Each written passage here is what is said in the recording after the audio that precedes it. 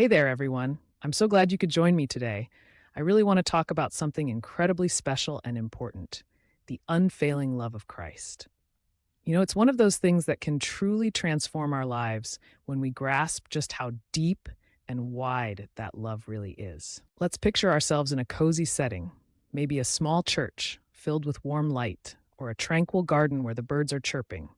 It's a perfect place for us to reflect and dive a little deeper into the heart of God's love. As we settle in, I encourage you to just open your hearts and your minds to truly feel the message we're about to explore. John 13:1. To kick things off, let's jump into the Gospel of John, chapter 13, verse 1. Now, before the feast of the Passover, when Jesus knew that his hour was come that he should depart out of this world unto the Father, having loved his own which were in the world, he loved them unto the end. This verse really packs a punch, doesn't it?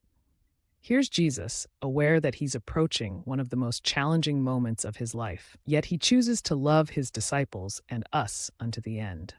That's a kind of love that's not just a momentary feeling. It's strong, persistent, and everlasting. Even when life gets tough, his love remains unwavering. So think about this for a moment. Jesus knew he was going to face incredible pain and suffering, but he kept loving his disciples, teaching them and encouraging them. That shows us that his love is not bound by time or circumstances.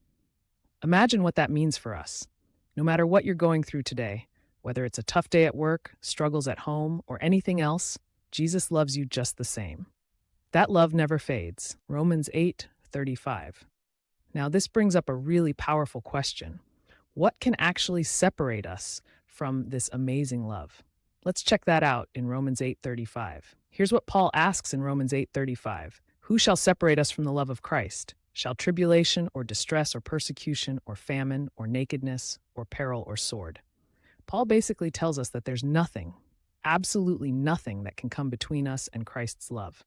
Not even the worst hardships can diminish it. So, when you're facing challenges, remember that his love is like an anchor in the storm. It doesn't waver or change, no matter what life throws at you. 1 John 3:16. This leads us to an incredible truth about how we can truly understand the depth of this love. Let's look at 1 John 3:16, which gives us some insight into this. Hereby perceive we the love of God, because he laid down his life for us, and we ought to lay down our lives for the brethren. That's incredible, isn't it? The ultimate expression of love was when Jesus willingly laid down his life for us. He didn't just talk about love, he showed it in action. This is the kind of love he calls us to reflect in our own lives. It's about being willing to serve and support one another, just as he did. So how do we take this love and share it with others? Let's think about it. It can be something as simple as a kind word, lending a helping hand, or being there for a friend in need. When we show love to those around us, we're reflecting the love of Christ. It's all about reaching out and being there for each other. As we wrap things up today, let's remember this: Christ's love is unconditional, unshakable, and truly sacrificial. He's always there for us, no matter what. Take some time to let that love soak into your heart and inspire you to live a life of love and service toward one another. Now, let's take a moment to pray together. I'd like to ask God to fill our hearts with his love and guide us so we can share that love with others. May we be vessels of his grace and kindness. Thank you all for being here today. I hope you carry this message of love with you. Until next time, stay blessed and spread the love.